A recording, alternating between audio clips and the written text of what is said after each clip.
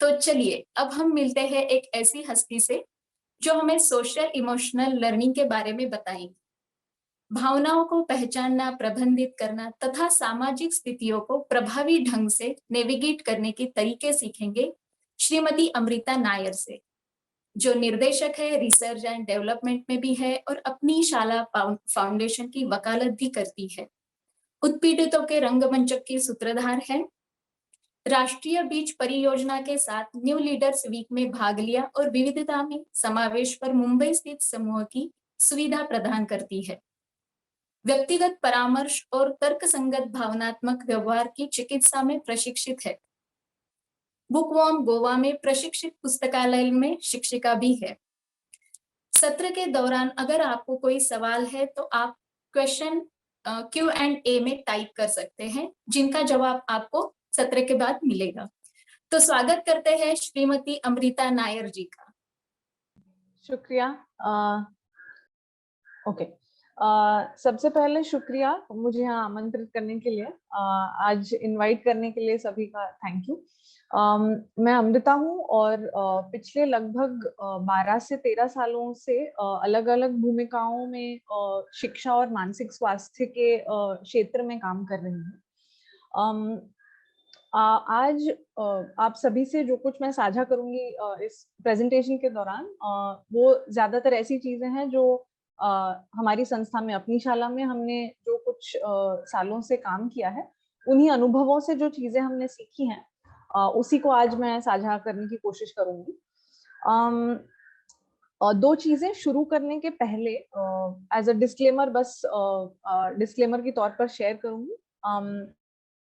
एक ये कि बात करते वक्त आज जो भी मैं शेयर करूंगी उसमें मानसिक स्वास्थ्य से जुड़े जो भी बातें हैं वो ज्यादातर मैं एक सामाजिक मॉडल के नजरिए से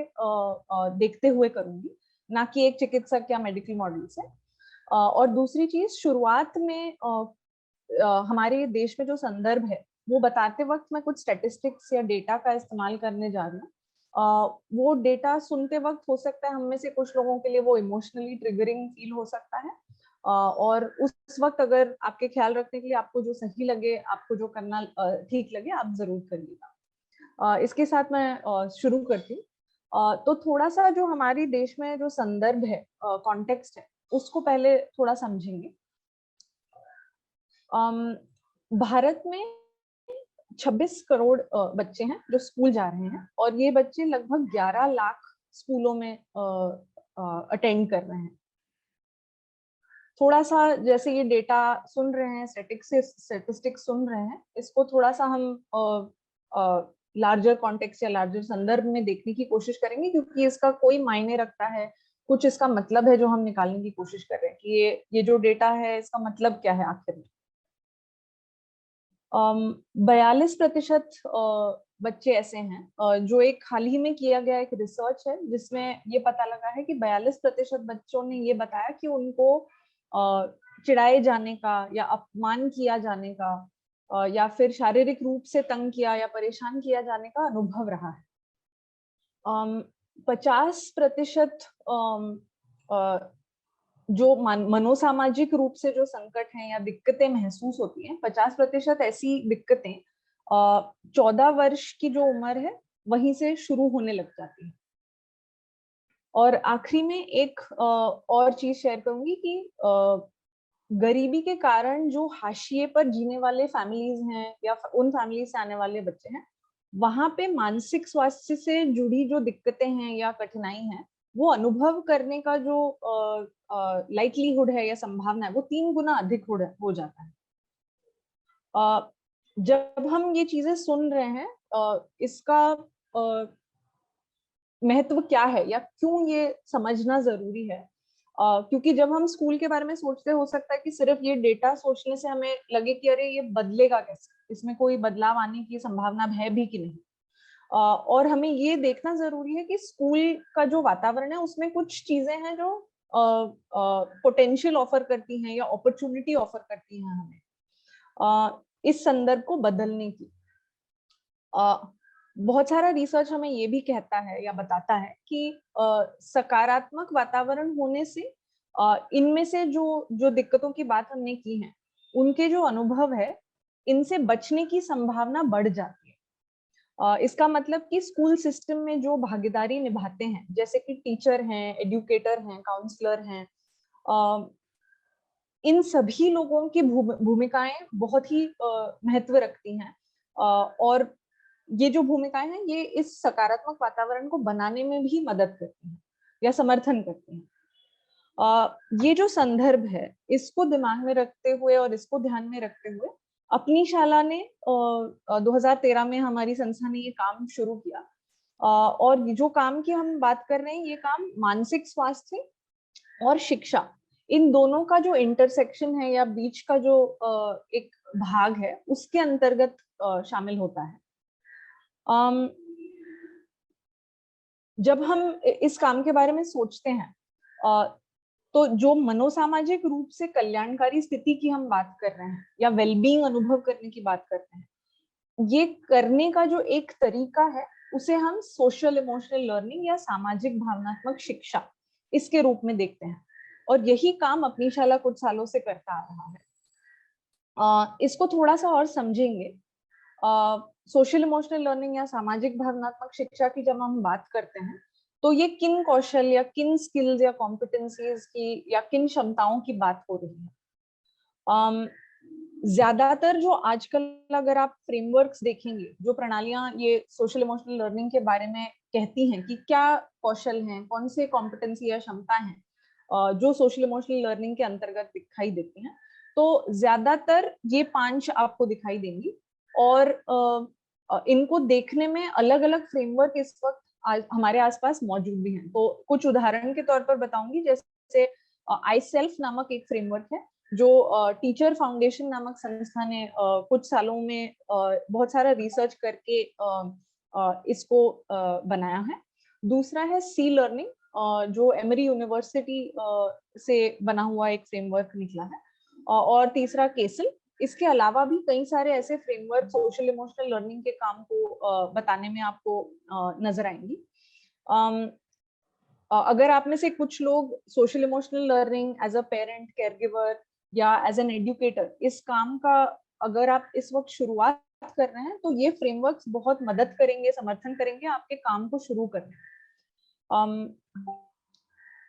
आगे कुछ चीजें मैं शेयर करूंगी। हमारे प्रोग्राम को जब हमने SEL के काम को जब करना शुरू किया, उस काम को सोचने में जिन चीजों के बारे में हमने ध्यान रखा है उसके बारे में थोड़ा सा अब शेयर करूंगी। बट ये भी बता देती हूँ कि इस प्रेजेंटेशन के दौरान शायद सारी चीजें कैप्चर ना हो, बट अगर आपके पास बाद में अंत में कोई सवाल हो तो जरूर मैं उस वक्त इसके बारे में बता पाऊंगी। जो मैंने अभी बताया कि SEL की जो क्षमताएं हैं, ये 5 जो आपको इस वक्त स्क्रीन पे दिखती हैं, ये ज्यादातर फ्रेमवर्क्स में आपको नजर आएंगी। और कई बार जब हम स्टूडेंट्स के साथ का काम करते हैं क्षमताओं को बढ़ाने की या उनको विकसित करने की, तो ये 5 क्षमताएं ज्यादातर आपको दिखेंगी। बट ये भी जरूरी है कि जब हम SEL के काम को देखते हैं तो उसको सिर्फ एक नजरिए से, मतलब कि बच्चों के साथ कौन सी क्षमताएं विकसित होनी चाहिए या डेवलप होनी चाहिए, सिर्फ उस नजरिए से ना देखा जाए, क्योंकि इस काम के 2 पहलू हैं जो हम मानते हैं। बहुत सारे ऐसे SEL प्रोग्राम हैं जो आपने देखे होंगे या हमारे आसपास हमने अनुभव किए होंगे, खुद हमारे स्टूडेंट्स, हमारे बच्चे जिन स्कूलों में जा रहे हैं वहां देखे होंगे, जहां पर सिर्फ बच्चों के कौशल पर काम करते हैं। जैसे हम बच्चों के आत्म प्रबंधन या फिर सेल्फ मैनेजमेंट, अपने इमोशंस को कैसे हम मैनेज करते हैं, उसको कैसे व्यक्त करते हैं, इन चीजों पे अगर हम बच्चों के साथ काम कर रहे हैं कि अपने भावनाओं को नाम देना, उसके लिए एक भाषा या एक लैंग्वेज डेवलप करना, उसको कैसे झूंझना है, ये सीखना। पर अगर स्कूल के सिस्टम में जो वातावरण बना है वो वातावरण अगर अनुचित है या वो अन्यायपूर्ण है या समावेश नहीं करती है बच्चों का, तो फिर हम बच्चों से रेजिलियंस या इमोशन मैनेजमेंट की अपेक्षा अगर ऐसे सिस्टम या ऐसे वातावरण में करेंगे तो वो कितना सही है, ये सवाल हम बस खुद से पूछें। और इसलिए ये जो SEL के 2 पहलू हैं, ये दोनों पहलुओं पर काम करना जरूरी मानते हैं हम। प्रोग्राम किस तरह डिजाइन होते हैं जब ये स्कूलों में किए जाते हैं या अन्य कई संदर्भों में अगर एसईएल का काम हो रहा है, इसमें ये दो पहलू का ध्यान रखना इसलिए जरूरी मानते हैं। प्रोग्राम के डिजाइन में अपनी शाला में जब हमने काम शुरू किया तभी कुछ ऐसे सिद्धांत हैं जिनका हमने मदद लिया या जिनका सपोर्ट हमने लिया, और जब हमारा करिकुलम है या जो प्रैक्टिसेस हम स्कूलों में या क्लासरूम या स्कूल में लेके जाते हैं, उसमें हम ये सिद्धांतों का ध्यान रखते हैं। मैं थोड़ा सा इनके बारे में बताऊंगी। अगेन शायद बहुत डिटेल में इस वक्त इसके बारे में या गहराई से बात करना मुश्किल होगा, पर ऊपर से एटलीस्ट इसका जो विश्वास है या क्यों हम इसको करते हैं ये समझाने की कोशिश करूंगी। तो 4 ऐसे सिद्धांत हैं जिनके ऊपर आधारित हमारा जो काम एसईएल का हम करते हैं, ये बताऊंगी। तो पहला है नैरेटिव प्रैक्टिसेस और माइंडफुलनेस। ये दोनों भी अप्रोच ऐसे हैं जो स्ट्रेंथ बेस्ड हैं। हमारा ये विश्वास है कि हर एक व्यक्ति अपनी जिंदगी के विशेषज्ञ हैं, तो जिस तरीके से वो अपने जिंदगी में जो कठिनाइयां हैं, दिक्कतें उनसे जूझते हैं, इसकी समझ वो लेके आते हैं, और कुछ स्ट्रेंथ्स हैं जो वो लेके आते हैं, उसका एक्नॉलेजमेंट करना इन प्रोग्राम्स में जब हम काम करते हैं ये हम जरूरी मानते हैं। और इसलिए जिस तरीके से एसईएल के कौशल या क्षमताओं पर हम बात करते हैं उसमें बच्चों के खुद के जो अनुभव हैं या उन्होंने जो अनुभवों से सीखा है, इन चीजों पे जोर देना हम बहुत जरूरी समझते हैं। साथ ही मनोसामाजिक रूप से वेलबींग का या वेलबींग का जो अनुभव हम करते हैं, मानसिक रूप से अच्छा फील करना या हेल्दी फील करना या वेल फील करना, इनका समावेश के अनुभव से भी बहुत गहरा संबंध रखता है। इसलिए जब हम हमारे प्रोग्राम के डिजाइन को और प्रैक्टिस के बारे में सोचते हैं तो विविधता, समावेश या न्याय संगतता, इक्विटी, इन चीजों का या इन सिद्धांतों का भी हम बहुत ध्यान रखते हैं कि क्या हमारा क्लासरूम के अंदर का जो हम डिजाइन, हमारे लेसन प्लान्स हैं या हम जिस तरीके से फैसिलिटेशन करते हैं लर्निंग का, क्या ये चीजों का ध्यान रखा जा रहा है कि नहीं, ये बहुत महत्व रखता है। वरना जो काम हम क्षमताओं को विकसित करने में कर रहे हैं वो शायद ठीक से ना हो पाए। आखिर में जो भी एसईएल से जुड़ा काम हम बच्चों के साथ या बड़ों के साथ भी कर रहे हैं उसे रचनात्मक तरीके से करना हमने जरूरी समझा है, क्योंकि कई बार जब हम इन क्षमताओं के बारे में बात करते हैं, जैसे कि सेल्फ अवेयरनेस है या स्वजागरूकता है, सेल्फ मैनेजमेंट है, रिलेशनशिप स्किल्स हैं, या फिर जिसको हम नाता या रिश्ते संबंध के कौशल कहते हैं, इन चीजों पे जब हम बात करते हैं कई बार ऐसे हो सकता है कि वो बहुत ही उपदेशक तरीके से बताया जाए, मतलब कि हम डायडैक्टिक की ये ऐसा होना चाहिए, ऐसा करना चाहिए, इस तरीके की जो भाषा हम इस्तेमाल करने की एक संभावना है, उससे हटते हुए एक रचनात्मक तरीके से बच्चों को ये सीखने का मौका मिले कि जहाँ पे वो उनके अनुभव लेके आ पा रहे हैं और वो मिलकर जो क्लासरूम में बाकी लोगों के अनुभव है उनसे सीख पाए, और ये जो नॉलेज बन रहा है या जो ज्ञान वहां पे बन रहा है वो खुद बना रहे हैं, और वो उसमें भागीदार उतने ही हैं जितने की टीचर या फैसिलिटेटर। इन्हीं सिद्धांतों पर आधारित हमारी जो टीम है फैसिलिटेटर्स की, टीचर्स की, मुंबई की जो म्युनिसिपल स्कूल्स हैं और कुछ हमारे पार्टनर एनजीओज हैं, यहाँ पे हम इस प्रोग्राम को इम्प्लीमेंट करते हैं। ये काम बच्चों के साथ हम एक वीकली बेसिस पे, हफ्ते में एक बार सेशंस के द्वारा करते हैं, और साथ में जो आपने पहले मैंने आपको बताया था कि जैसे बच्चों के साथ का काम है, बिल्कुल वैसे ही सिस्टम के साथ वो काम करना, ताकि जो सिस्टम में टीचर्स हैं, हमारे पेरेंट्स, केयरगिवर्स, अभिभावक हैं, अन्य कोई स्टाफ हैं, उनके साथ भी जो काम होना है वो हम हमारी टीम कैंपेन्स के द्वारा, अवेयरनेस कैंपेन्स हों या फिर एडवोकेसी के कैंपेन्स हैं, साथ में केयरगिवर्स के साथ मीटिंग्स करना, और उनको जो हम हमारे स्टूडेंट्स के साथ सेशंस में कर रहे हैं बिल्कुल वही चीज पेरेंट्स के साथ शेयर कर पाए, इसके कुछ हम अपॉर्चुनिटीज का इस्तेमाल करते हैं स्कूल में। आज कई सारी चीजें जो मैंने यहाँ पे शेयर की हैं ये हमारी टीम के लर्निंग और अनुभव से निकली हुई चीजें हैं, और मेरा ये मानना है कि हम अभी भी ऐसा नहीं है कि हम विशेषज्ञ हैं या एक्सपर्ट हैं, हम भी कई सारी चीजें इस काम को करने में सीख रहे हैं, भारत के संदर्भ में ये काम हाल ही में मेरे ख्याल से महत्व लोगों को इसका समझा है और ये काम अभी शुरू होने लगा है ज्यादा। इसी के साथ मैं यहाँ पे पॉज लूंगी, प्रेजेंटेशन को यहाँ पे रोकूंगी, और अगर इससे जुड़े कोई सवाल हैं तो बेशक इस वक्त हम वो ले सकते हैं। How to being SEL at home? SEL को घर पे कैसे शुरू करते हैं? मेरे ख्याल से कुछ हद तक जब हम इनमें से जो 5 क्षमताओं की बात मैंने की थी, जैसे सेल्फ अवेयरनेस या स्व जागरूकता, स्व प्रबंधन, रिलेशनशिप स्किल्स या रिश्ते या नाते संबंध के कौशल, सामाजिक जागरूकता, और आखिर में निर्णय लेने की क्षमता जिम्मेदारी से, इनमें से कई ऐसे कौशल हैं जो हमारे रोजमर्रा की जिंदगी में जब हम घर पे बच्चों के साथ इंटरैक्ट करते हैं, इसको हम विकसित कर पाते हैं। जैसे कि अगर जिम्मेदारी से निर्णय क्षमता लेने की बात है, तो छोटी छोटी बातों में जहाँ पे बच्चों को अपनी एजेंसी एक्सरसाइज करने का मौका है, कि जहाँ अगर छोटा कोई निर्णय है जो मुझे लेना है कि आज मैं खेलने कितने बजे जाऊं, या मैं मेरे टीवी के समय को या स्क्रीन टाइम कितने बजे इस्तेमाल करूं, हो सकता है कि इन छोटी छोटी निर्णयों में हम हमारे बच्चे को वो निर्णय लेने के लिए एम्पावर कर पाए, उनको वो मौका दे पाए कि वो निर्णय खुद ले। एंड ये मेरे ख्याल से एक प्रोसेस है, एकदम से तुरंत अगर ये चीज पहले नहीं हो रही थी, आज मैं वो करना शुरू कर दूं तो शायद मुश्किल हो। तो थोड़ा सा इसको स्कैफोल्डेड तरीके से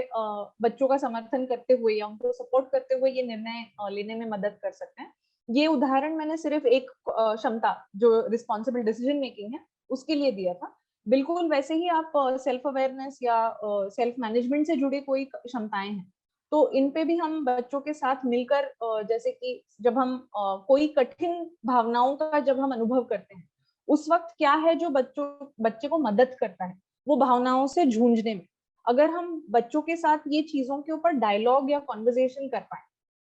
कि जब मुझे गुस्सा आ रहा है तो ऐसा क्या है जो मुझे मदद करता है वो गुस्से को थोड़ा ठंडा करने में या फिर उससे जूझने में क्या हेल्प करता है, इस चीज पे बातचीत करना शायद एक शुरुआत हो सकता है। और फिर धीरे धीरे कर कर उसके ऊपर एक निर्णय ले पाना या बच्चे की खुद की एजेंसी एक्सरसाइज कर पाना, ये धीरे धीरे विकसित हो पाएगा।